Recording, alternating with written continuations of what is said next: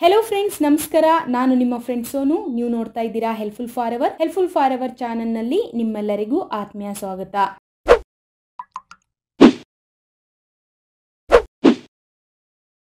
Friends first time ನೀವೇನಾದ್ರೂ ಮಡಿಕೆ ತಗೊಳ್ತಾ ಇದ್ದೀರಾ ಅಂದ್ರೆ ಅದರಲ್ಲಿ ಡೈರೆಕ್ಟ್ ಆಗಿ ಅಡಿಗೆ ಮಾಡೋ ಹಾಗಿಲ್ಲ, ಅದನ್ನ ಕೆಲವೊಂದು ವಿಧಾನಗಳ ಮೂಲಕ ನಾವು ವಾಶ್ ಮಾಡ್ಕೋಬೇಕಾಗುತ್ತೆ। ಆ ಮಡಿಕೆಯ ಲೈಫ್ ನ ಹೆಚ್ಚಿಸಲಿಕ್ಕೆ ಅಥವಾ ಮಡಿಕೆಯ ಡ್ಯೂರಾಬಿಲಿಟಿನ ಹೆಚ್ಚಿಸಲಿಕ್ಕೆ ಕೆಲವೊಂದು ವಿಧಾನಗಳನ್ನ ಫಾಲೋ ಮಾಡಬೇಕಾಗುತ್ತೆ। ಸೊ ಅದೆಲ್ಲ ಏನು ಅಂತ ಈ ವಿಡಿಯೋನಲ್ಲಿ ನೀವು ತಿಳ್ಕೊಂತೀರಾ। ಐ ಹೋಪ್ ನಿಮಗೆ ಈ ವಿಡಿಯೋ ಯೂಸ್ಫುಲ್ ಆಗಬಹುದು। ಸೊ ವಿಡಿಯೋನ ಕೊನೆ ತನಕ ನೋಡ್ತಾ ಇರಿ। ಈ ವಿಡಿಯೋನ ಸ್ಟಾರ್ಟ್ ಮಾಡೋಕ್ಕಿಂತ ಮುಂಚೆ ನೀವು ಇದೇ ಫಸ್ಟ್ ಟೈಮ್ ನನ್ನ ವಿಡಿಯೋಸ್ ಗಳನ್ನ ನೋಡ್ತಾ ಇದ್ರೆ ಇವಾಗಲೇ ಸಬ್ಸ್ಕ್ರೈಬ್ ಮಾಡ್ಕೊಳ್ಳಿ। ಸಬ್ಸ್ಕ್ರೈಬ್ ಮಾಡ್ಕೊಳ್ಳೋದು ಫ್ರೀ ಆಗಿರುತ್ತೆ, ಹಾಗೆ ಹೊಸ ವಿಡಿಯೋಸ್ ಗಳ ನೋಟಿಫಿಕೇಶನ್ ಗಾಗಿ ಬೆಲ್ ಐಕನ್ ಕ್ಲಿಕ್ ಮಾಡೋದನ್ನ ಮರಿಬೇಡಿ। ಫ್ರೆಂಡ್ಸ್ ನಾವು ಮಾರ್ಕೆಟ್ ಇಂದ ಮಡಿಕೆಗಳನ್ನ ತಂದಾಗ ಡೈರೆಕ್ಟ್ ಆಗಿ ಅದರಲ್ಲಿ ಅಡಿಗೆ ಮಾಡಬಾರ್ದು। ಯಾಕೆ ಅಂತ ಹೇಳಿದ್ರೆ ಮಡಿಕೆಗಳ ಕ್ವಾಲಿಟಿಯನ್ನ ನಾವು ಚೆಕ್ ಮಾಡಬೇಕಾಗುತ್ತೆ, ಮಡಿಕೆಯಲ್ಲಿ ಏನಾದ್ರೂ ರಂಧ್ರ ಇದೆಯಾ ಅಂತ ನೋಡ್ಕೋಬೇಕಾಗುತ್ತೆ। ಹಾಗೆ ಮಡಿಕೆಯನ್ನ ಮಾಡುವಾಗ ಅದನ್ನ ಮಾರ್ಕೆಟಿಗೆ ತಂದಾಗ ಅದರಲ್ಲಿ ಸೇರ್ಕೊಂಡಿರುವಂತಹ ಕೊಳಕನ್ನ ತೆಗಿಬೇಕಂದ್ರೆ ನಾವು ಕೆಲವೊಂದು ವಿಧಾನಗಳನ್ನ ಅಳವಡಿಸ್ಕೋಬೇಕು। ಇಲ್ಲಿ ಸಿಂಪಲ್ ಆಗಿ ನಿಮಗೆ ಅನ್ಸ್ಬೋದು ಇದ್ರಲ್ಲಿ ಏನಿದೆ ದೊಡ್ಡ ವಿಷಯ, ತಂದ ಮಡಿಕೆಯನ್ನ ತೊಳ್ಕೊಂಡ್ರೆ ಸಾಕು ಅಂತ, ಆದ್ರೆ ಬೇರೆ ಪಾತ್ರೆಗಳನ್ನ ತೊಳೆಯೋ ಹಾಗೆ ಮಡಿಕೆಗಳನ್ನ ನಾವು ತೊಳಿಲಿಕ್ಕೆ ಬರೋದಿಲ್ಲ। ಇದಕ್ಕೆ ತನ್ನದೇ ಆದಂತಹ ರೀತಿ ಇದೆ, ಆ ಎಲ್ಲಾ ರೀತಿ ಏನು ಅಂತ ಈ ವಿಡಿಯೋನಲ್ಲಿ ತಿಳ್ಕೊಳ್ಳೋಣ ಬನ್ನಿ। ಫ್ರೆಂಡ್ಸ್ ಫಸ್ಟ್ ಟೈಮ್ ನೀವು ಮಡಿಕೆ ತಂದಾಗ ಅದನ್ನ 20 ರಿಂದ 24 ಗಂಟೆಗಳ ಕಾಲ ಒಂದು ಟಬ್ ನೀರಲ್ಲಿ ನೆನೆಸಿಡಿ, ಹೆಚ್ಚು ಕಡಿಮೆ ಇಡೀ ಒಂದು ದಿನ ನೀವು ನೆನೆಸಿಡ್ಬೇಕಾಗುತ್ತೆ। ಯಾಕೆ ನಾವು ನೀರಲ್ಲಿ ನೆನೆಸಿಡ್ಬೇಕಂದ್ರೆ ಮಡಿಕೆಯಲ್ಲಿರುವಂತಹ ಸಣ್ಣ ಸಣ್ಣ ರಂಧ್ರಗಳೆಲ್ಲ ಮುಚ್ಚೋಗಿರುತ್ತೆ, ಹಾಗೆ ಮಡಿಕೆಯಲ್ಲಿ ಇರುವಂತಹ ಕೊಳಕು ರಿಮೂವ್ ಆಗುತ್ತೆ। ಇನ್ನೊಂದು ವಿಶೇಷ ಲಾಭ ಏನಂದ್ರೆ ಮಡಿಕೆಯ ಡ್ಯೂರಾಬಿಲಿಟಿ ಅಥವಾ ಮಡಿಕೆ ಹೆಚ್ಚು ದಿನ ನಮಗೆ ಉಪಯೋಗಕ್ಕೆ ಬರುತ್ತೆ, ಅದರ ಕ್ವಾಲಿಟಿ ಸಹ ಹೆಚ್ಚಾಗುತ್ತೆ। ಹೊಸದಾಗಿ ಮಡಿಕೆಯನ್ನ ತಂದಾಗ ಅದನ್ನ ಸೀಸನಿಂಗ್ ಅಥವಾ ಅದನ್ನ ಯಾವ ರೀತಿಯಲ್ಲಿ ನಾವು ಬಳಸಬೇಕು ಅಂತ ಸಾಕಷ್ಟು ವಿಧಾನಗಳಿದೆ। ನಾನಿಲ್ಲಿ ನಿಮಗೆ ಡೆಮೋ ಮಾಡಿ ತೋರಿಸ್ತಾ ಇದ್ರೆ ಚೆನ್ನಾಗಿರ್ತಾ ಇತ್ತು। ಈಗಾಗಲೇ ನಮ್ಮನೇಲಿರುವಂತಹ ಮಡಿಕೆಗಳು ನಾವು ಯೂಸ್ ಮಾಡ್ತಾ ಇದೀವಿ, ಅದರ ಫಸ್ಟ್ ವಿಡಿಯೋ ನಾನು ಮಾಡಿಲ್ಲ, ಹಾಗಾಗಿ ನೆಕ್ಸ್ಟ್ ಟೈಮ್ ಒಂದು ಮಡಿಕೆಯನ್ನ ತಂದು ಮತ್ತೊಮ್ಮೆ ಡೆಮೋ ವಿಡಿಯೋ ಮಾಡಿ ನಿಮಗೆ ನಾನು ತೋರಿಸ್ತೀನಿ। ಸದ್ಯಕ್ಕೆ ಥಿಯರಿಟಿಕಲ್ ಆಗಿ ಹೇಳುವ ಪ್ರಯತ್ನ ಮಾಡ್ತಾ ಇದ್ದೀನಿ। ಐ ಹೋಪ್ ನಿಮಗೆ ನಾನು ಇಲ್ಲಿ ಕೊಡುವಂತಹ ಇನ್ಫಾರ್ಮೇಶನ್ ಹೆಲ್ಪ್ಫುಲ್ ಆಗಬಹುದು। ಈಗ ಸದ್ಯಕ್ಕೆ ನೀವು ತಂದಂತಹ ಮಡಿಕೆಯನ್ನ 24 ಗಂಟೆಗಳ ಕಾಲ ನೀರಲ್ಲಿ ನೆನೆಸಿಡಿ, ನಂತರ ಮೈಲ್ಡ್ ಸೋಪ್ ಇಂದ ಅಥವಾ ಮೈಲ್ಡ್ ಡಿಶ್ ವಾಶ್ ಇಂದ ಕ್ಲೀನ್ ಆಗಿ ವಾಶ್ ಮಾಡ್ಕೊಳ್ಳಿ। ನೆನ್ಪಿರ್ಲಿ ಬೇರೆ ಪಾತ್ರೆಗಳನ್ನ ತೊಳೆಯೋ ಹಾಗೆ ಜೋರಾಗಿ ಅಥವಾ ಪ್ರೆಷರ್ ಇಂದ ಈ ಮಡಿಕೆಗಳನ್ನ ತೊಳಿಬಾರದು, ಯಾವುದೇ ರೀತಿಯ ಹಾಶ್ ಆಗಿರುವಂತಹ ಸ್ಕ್ರಬ್ಬರ್ಸ್ ಗಳನ್ನ ಬಳಸಬೇಡಿ, ತುಂಬಾ ಲೈಟ್ ಆಗಿ ಸ್ಮೂತ್ ಆಗಿ ನೀವು ಮಡಿಕೆಯನ್ನ ಒಂದು ಮೈಲ್ಡ್ ಸೋಪ್ ಇಂದ ಅಥವಾ ಮೈಲ್ಡ್ ಡಿಶ್ ವಾಶ್ ಇಂದ ವಾಶ್ ಮಾಡ್ಕೊಳ್ಳಿ। ಅದಾದ ನಂತರ ಮಡಿಕೆಯಲ್ಲಿ ನೀರ್ ತುಂಬಿಸಿ ಒಂದು 5-6 ಗಂಟೆಗಳ ಕಾಲ ಹಾಗೆ ಇಡಿ, ಅಬ್ಸರ್ವ್ ಮಾಡಿ ಎಲ್ಲಾದ್ರೂ ಮಡಿಕೆ ಲೀಕ್ ಆಗ್ತಾ ಇದೆಯಾ ಅಂತ। ಒಂದು ವೇಳೆ ಲೀಕ್ ಆಗ್ತಾ ಇಲ್ಲ ಅಂದ್ರೆ ಆ ಮಡಿಕೆಯನ್ನ ಮತ್ತೆ ಒಂದು ನೀರಿಂದ ಅದನ್ನ ತೊಳ್ಕೊಂಡು ನಂತರ ಆ ಮಡಿಕೆಯಲ್ಲಿ ಒಂದು ಅರ್ಧ ಟೇಬಲ್ ಸ್ಪೂನ್ ಅಡುಗೆ ಎಣ್ಣೆ ಅಥವಾ ಕೊಬ್ಬರಿ ಎಣ್ಣೆಯನ್ನ ಹಚ್ಚಿ ಮಡಿಕೆಯ ಸುತ್ತ ಮತ್ತು ಮಡಿಕೆ ಒಳಗೆ ಎಣ್ಣೆಯನ್ನ ಹಚ್ಚಿ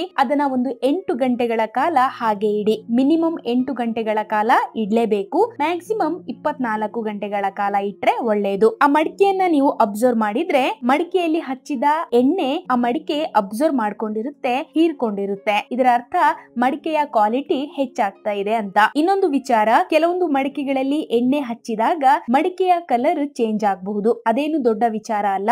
ಒಟ್ಟಾರೆಯಾಗಿ ನೀವು ಮಡಿಕೆಗೆ ಎಣ್ಣೆ ಹಚ್ಚಿ ಇಡೋದು ಒಳ್ಳೆಯದು, ಇದರಿಂದ ಮಣ್ಣಿನ ಸ್ಮೆಲ್ ಕಡಿಮೆ ಆಗುತ್ತೆ, ಹಾಗೆ ನಿಮ್ಮ ಅಡಿಗೆಯಲ್ಲಿ ಅಥವಾ ನೀವು ತಯಾರಿಸುವಂತಹ ಆಹಾರದಲ್ಲಿ ಮಣ್ಣಿನ ಸ್ಮೆಲ್ ಬರೋದಿಲ್ಲ। ಕಾಮನ್ ಆಗಿ ಮಣ್ಣಿನ ಸ್ಮೆಲ್ ತುಂಬಾ ಜನಕ್ಕೆ ಇಷ್ಟ ಆಗುತ್ತೆ, ಆದ್ರೆ ನಾವು ತಯಾರಿಸುವಂತಹ ಅಡಿಗೆಯಲ್ಲಿ ಆ ಮಣ್ಣಿನ ಸ್ಮೆಲ್ ಬಂದ್ರೆ ಅಷ್ಟು ಚೆನ್ನಾಗಿರೋದಿಲ್ಲ, ಹಾಗಾಗಿ ಮಡಿಕೆಯ ಮಣ್ಣಿನ ಫ್ಲೇವರ್ ನ ಅಥವಾ ಆ ಸ್ಮೆಲ್ ನ ಕಡಿಮೆ ಮಾಡ್ಲಿಕ್ಕೆ ಈ ವಿಧಾನ ಸಹ ಹೆಲ್ಪ್ಫುಲ್ ಆಗುತ್ತೆ। ನೀವು ಈ ರೀತಿ ಫಸ್ಟ್ ಟೈಮ್ ಮಡಿಕೆ ತಂದಾಗ ಇದನ್ನೆಲ್ಲ ಅನುಸರಿಸಬೇಕು, ಆದ್ರೆ ಮೊಸರು ಮತ್ತು ನೀರು ತುಂಬಿಸ್ಲಿಕ್ಕೆ ಅಂತಹ ತಂದಿರುವಂತಹ ಮಡಿಕೆಗಳನ್ನ ಈ ರೀತಿ ಎಣ್ಣೆ ಹಚ್ಚಿ ಇಡ್ಬೇಕಂತ ಇಲ್ಲ, ಅದನ್ನ ಒಂದು 24 ಗಂಟೆಗಳ ಕಾಲ ನೀರಲ್ಲಿ ಇಟ್ರೆ ಸಾಕು। ನೀವು ಅಡಿಗೆಗೋಸ್ಕರ ಬಳಸುವಂತಹ ಮಡಿಕೆಗಳಲ್ಲಿ ಮಾತ್ರ ಎಣ್ಣೆ ಹಚ್ಚಿ ಒಂದು 8 ರಿಂದ 24 ಗಂಟೆಗಳ ಕಾಲ ಹಾಗೆ ಬಿಡಿ। ನೀವು ಫಸ್ಟ್ ಟೈಮ್ ಮಡಿಕೆ ತಂದಾಗ ಈ ಎಲ್ಲಾ ಅಂಶಗಳನ್ನ ಗಮನದಲ್ಲಿ ಇಟ್ಕೊಳ್ಳಿ, ಬರೀ ಇದೊಂದೇ ರೀತಿಯಲ್ಲಿ ಅಲ್ಲ, ಮತ್ತೆ ಕೆಲವೊಂದು ವಿಧಾನಗಳಿದೆ ನಾವು ಈ ಮಡಿಕೆಯನ್ನ ಫಸ್ಟ್ ಟೈಮ್ ತಂದಾಗ ಯಾವ ರೀತಿ ಸೀಸನಿಂಗ್ ಮಾಡೋದು ಅಂತ।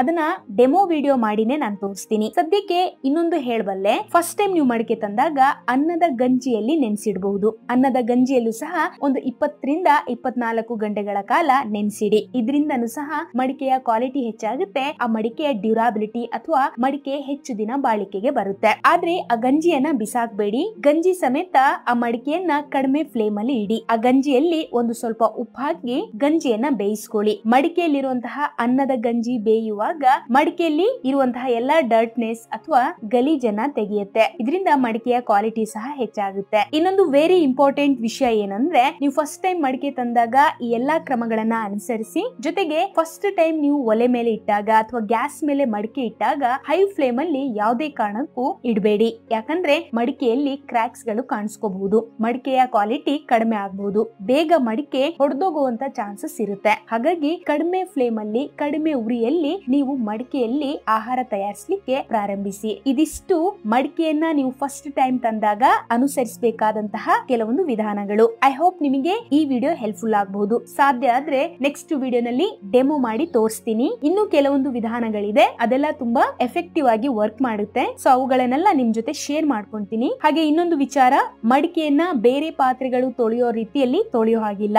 ಮಡಿಕೆಯನ್ನ ತುಂಬಾ ಸ್ಮೂತ್ ಆಗಿ ಹ್ಯಾಂಡಲ್ ಮಾಡಬೇಕಾಗುತ್ತೆ. ನಾಳೆ ವಿಡಿಯೋನಲ್ಲಿ ಮಡಿಕೆಯನ್ನ ನಾವ್ ಯಾವ ರೀತಿ ತೊಳಿಬೇಕು ಮತ್ತು ಯಾವ ರೀತಿ ಅದನ್ನ ಸ್ಕ್ರಬ್ ಮಾಡಬೇಕು ಅಂತ ಒಂದು ಲೈವ್ ವಿಡಿಯೋ ಅಥವಾ ಡೆಮೋ ವಿಡಿಯೋ ಮಾಡ್ತೀನಿ. ಇದು ತುಂಬಾ ಚಿಕ್ಕ ವಿಚಾರ ಅಂತ ಅನ್ಸುತ್ತೆ, ಆದ್ರೆ ಕೆಲವೊಂದು ವಿಷಯಗಳಿದೆ, ಅದನ್ನ ನಿಮ್ ಜೊತೆ ಶೇರ್ ಮಾಡ್ಕೊಂತೀನಿ. ಐ ಹೋಪ್ ನಿಮಗೆ ನಾಳೆ ವಿಡಿಯೋ ಕೂಡ ಹೆಲ್ಪ್ಫುಲ್ ಆಗಬಹುದು. ಸೊ ಆ ವಿಡಿಯೋ ಸಹ ನೋಡಿ. That's it friends. ಈ ವಿಡಿಯೋ ನಿಮಗೆ ಇಷ್ಟ ಆದ್ರೆ ಲೈಕ್ ಮಾಡಿ, ಹಾಗೆ ಈ ವಿಡಿಯೋನ ಆದಷ್ಟು ಶೇರ್ ಮಾಡಿ. ನೀವು ಇನ್ನು ನನ್ನ helpful for ever Facebook page ನ ಲೈಕ್ ಮಾಡಿಲ್ಲ ಅಂದ್ರೆ ಇವಾಗ್ಲೇ ಲೈಕ್ ಮಾಡಿ. ಅದರ ಲಿಂಕ್ ಅನ್ನ ಡಿಸ್ಕ್ರಿಪ್ಷನ್ ಅಲ್ಲಿ ಕೊಟ್ಟಿದ್ದೀನಿ. ಈ ವಿಡಿಯೋ ನೋಡಿದ್ದಕ್ಕಾಗಿ ಧನ್ಯವಾದಗಳು.